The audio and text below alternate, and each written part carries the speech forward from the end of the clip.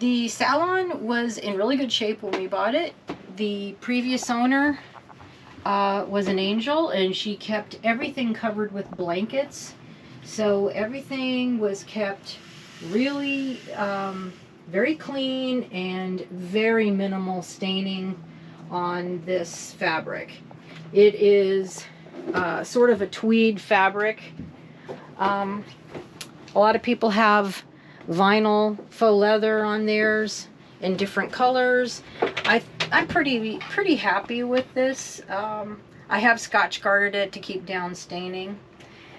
I do use bamboo placemats. These tables do take a beating, and once again I use a lot of non-slip rug backs for things that are going to slide around. And we do keep in this, we keep all kinds of coasters. Everything you set around here is going to make water spots if you're not careful, so you want to try to keep that down. As far as these go, Harrison's got one, I've got one. He keeps boat stuff in one, and then the other I've got paper towels. I have extra bowls. I do use nesting bowls on the boat to try to make everything nest for to maximize the space.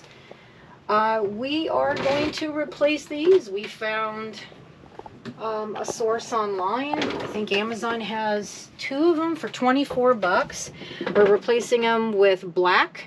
We thought it would look pretty good, and they're going to be LED. They're going to run off a 12 volt, which is fantastic, and each one does have a USB port and a USB-C port, which will be fantastic if we need to charge anything like that.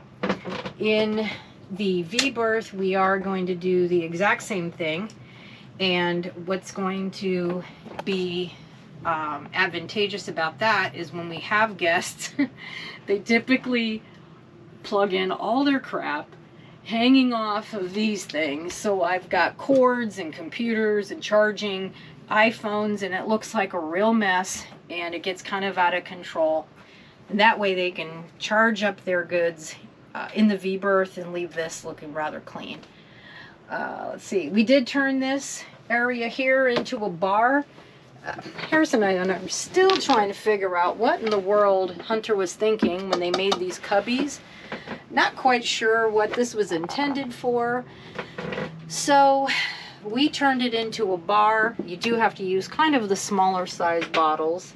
And we are, that we'll show on a different episode, we are making an additional shelf so we can double deck it. So let's see here. On this side, this is where we put the television. There's really no good place for this except this wall. While it's a good place to watch TV if you're laying on this couch, it's not so good for the other person because they have to sit and watch TV. So we might end up putting one in the master suite, maybe mounting a small either tablet or a smaller TV on the ceiling so we can lay down and watch TV. We will probably put one in the V-berth at some point for guests. Okay, so we have a lot of things crammed in these cabinets.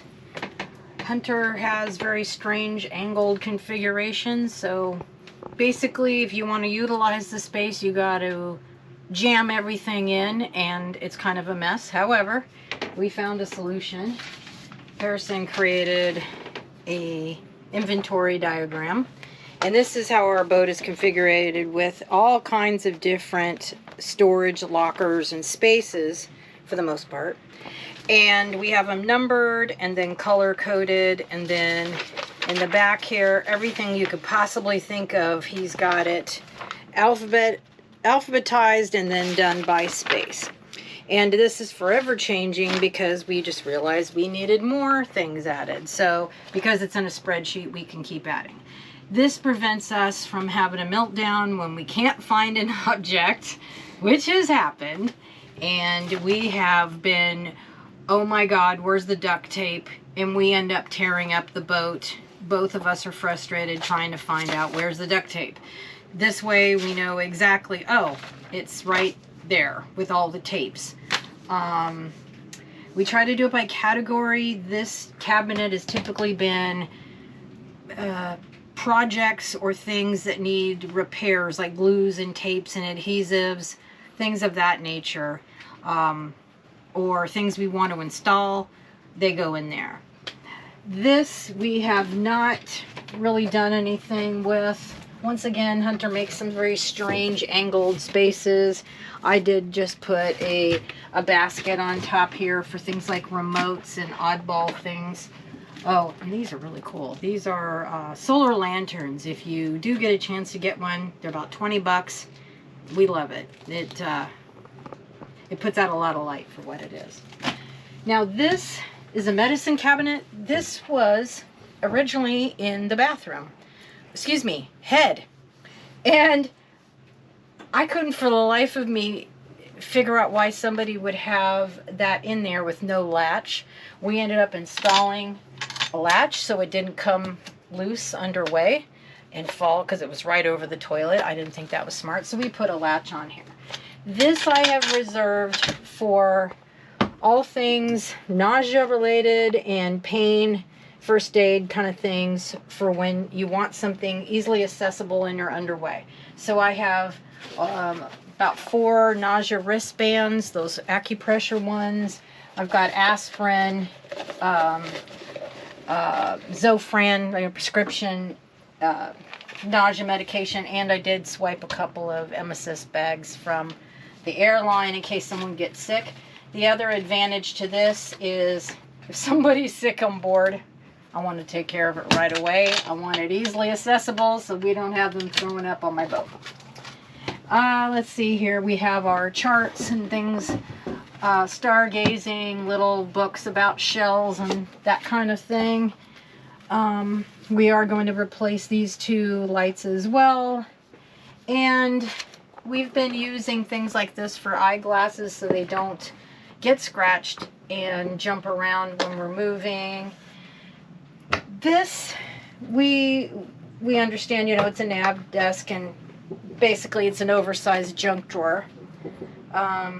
We did put bamboo organizing trays in here, and this is really the best we can do because on board you have a million pieces of things and a lot of parts that came with the boat that I don't know if we've ever really found a reason for them and what they went to, but you got to have them in case somebody says, oh, where's that part?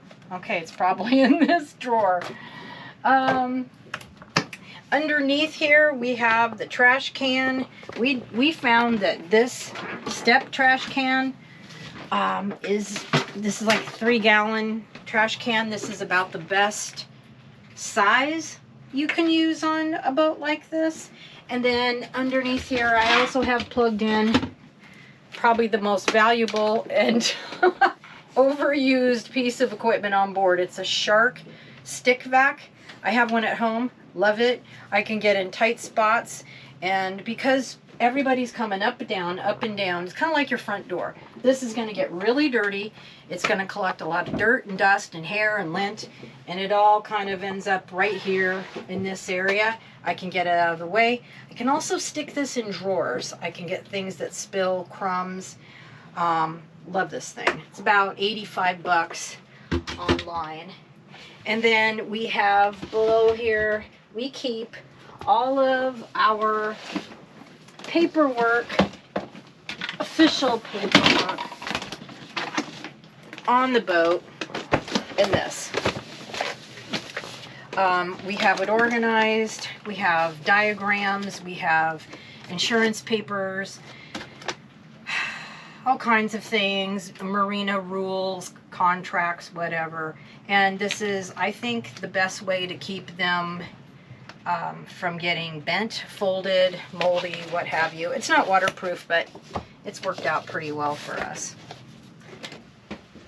So, you know, I don't know if we'd ever use this to plot things, but if you ever lost power and you had to do it manually, I suppose you could. We find a lot of things like this on our boat when we bought it, and they're teak. And let us know what you repurposed this for. If you're handy enough, you can tell us what you repurposed it for. I think that's pretty much it for the galley and the salon. Oh, no, we have one more thing. Strip lights. We took a set of strip lights, LED strip lights, from, let me close this up. No, I can't close this up. We found it at Home Depot. The cool thing is, it's adhesive and it sticks to the headliner. And I started it here and I went all the way around and I stopped it there. It comes with a remote. It's adjustable and it is dimmable, and you can even make it chase colors. It's kind of crazy. One of the remotes kind of crapped out on us, but you can still plug it in or out. We do like how it makes an ambient light in the salon, because in the evening these overhead lights are pretty harsh. They shine directly on top of you and it's still not very functional. This kind of creates ambient light, kind of makes the whole thing glow. Looks pretty cool. And enough so that we are going to install another one right underneath this lip, starting there, go around, go all the way here, and tuck behind here, and then plug in this way. That way we have more light, because what we noticed is this overhead, once again, not very much and it's harsh. Same thing with this. But underneath the sink, where I have tons of bottles and cleaners and things, you can't see in there in the dark unless you have a flashlight. So we're hoping that by having the lights underneath this edge, it's going to give us, number one, light from underneath the sink, and number two, it's going to illuminate the floors to some degree. We do have one that we'll show you on a different episode, where we put the same thing around the headliner up in the master suite, which gives it kind of the same thing, gives it some glow. Those little lights, the one on the ceiling, it's just not enough light, ambient light, to get in and out of drawers and see things in the evening time. So I'm understanding we could somehow get this set up with 12 volt. We'll figure that out on another episode and get the boat where we can do as much as we can with 12 volt instead of 110. So we'll do another episode for the head and the master suite and show you what we did in the V-berth. And give us a comment and tell us if you have any other ideas on where to store your generator. We keep ours underneath our table.